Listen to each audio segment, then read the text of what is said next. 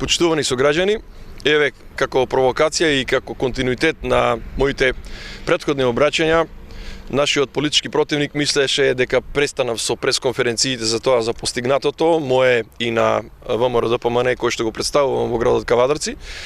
И затоа еве по мала пауза продолжувам со подсетување најнапред на граѓаните, а потоа и на нашиот политички противник, за тоа што оваа локална самоуправа изминатите 4, односно 8 години има сработено. Најнапред би сакал да упатам едно жалење, што еве и покрај тоа што десетина дена ги повикувам представниците на Социјалдемократскиот сојуз од Кавадарци да испаднат и да со прст покажат нивни реализиран проект, па макал тој бил и крпење на ударни дупки и сменување на одреден кров. Тоа се уште за жал не се случи.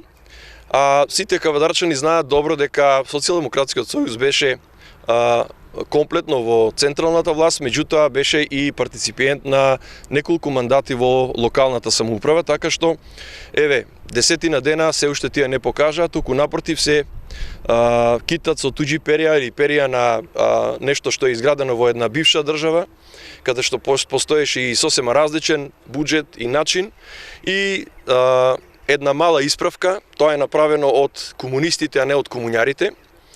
Комунистите, патем речено, беа сите оние кои што се бореа против фашизмот, кои што правеа одредени реформи, додека комуњарите ги злоупотребуваа истите тие комунисти.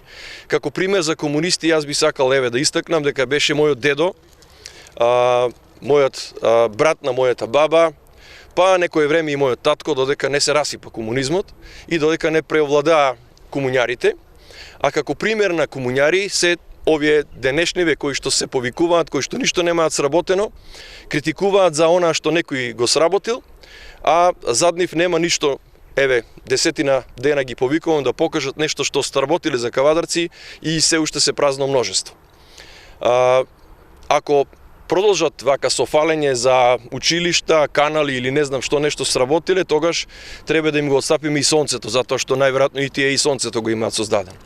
Меѓутоа да се вратиме на секојдневни теми, а тоа се теми кои што ги обременуваат граѓаните и за кои што би сакал еве и граѓаните да ги потсетам за нешто што ние како локална самоуправа со помош на централната власт предводена од ВМРО-ДПМН не го реализирале во изминатиот период. Како пример еве ќе кажам, десно од мене е една од најголемите индустријски зони и најголема индустријска зона која што во претходниот период беше голема дивоградба и која што токму со помош на владата на Република Македонија, која што донесе закон за легализација и оперативно со помош на локалната самоуправа и службите во локалната самоуправа успеавме да издействуваме маркици, односно да обезбедиме урбанизација, да ги легализираме сите објекти и да ја промовираме најголемата гринфилд инвестиција во Република Македонија, ИГМ, Дикстра Пинџур и сите останати кои што се наоѓаат на тој потек. Кога сте кај вработувањето и разликата помеѓу оваа локална и централна власт и спротивната локална и централна власт во периодот додека беа власт, би сакал да спомнам и процентот на вработување. Во моментот само во Дрекселмајер се вработени над 2500 кавадарчани и уште толку луѓе кои што гравитираат околу Кавадарци од соседните градови, од општина Велес, Прилеп, Градско, Росоман, Демиркапија, Неготино и можеби и подалеку. Со тоа процентот на невработеност во градот Кавадарци падна под 10%, за разлика од периодот кога тие беа власт, кога се радуваа на една текстилен погон од 20 на 30 или 50 вработени, кои што беа плаќани по 6, 7 или 8 илјади денари и тоа нередовно, со закинување, со пенали и така натаму.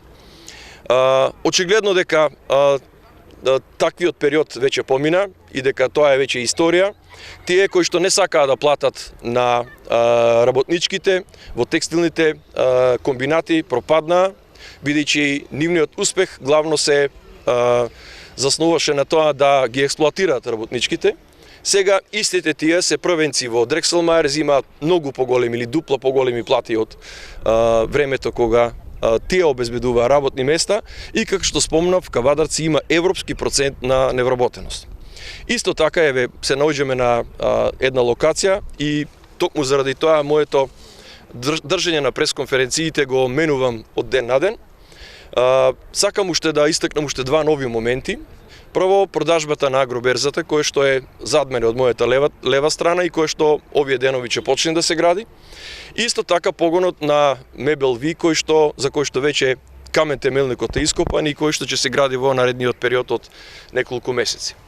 И нешто што е куриозитет и врв на еден мандат кој што го поминав во изминатите повеќе од 4 години, е ова што стои зад мене, овој верски објект, ова убавица кој што е символ на христијанството, нешто за што се бориме и ден денес, нешто што е пример за обединување на локалната самоуправа со бизнис секторот во Кавадарци и нешто што некој некогаш го сонува, а ние сега го реализираме. На крајот од ова моје обраќање би сакал повторно да упатам апел да социјалдемократите најдобронамерно да испаднат на терен и да покажат со прст тој канал, тој покрив, тоа училиште кој што тие го изградиле со буџетот кој што тие го обезбедиле. И уште една, да не забораваме една мала исправка. Локалната самоуправа не располага овие 8 години со 80 милиона евра.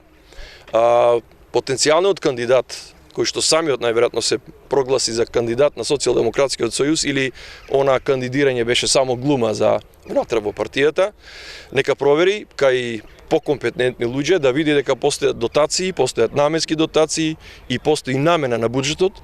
80 милиона евра е отприлика целокупниот буџет, од кој што 50% отпаѓа само на плати, на школи, градинки и така натаму, меѓутоа нема да му солам памет.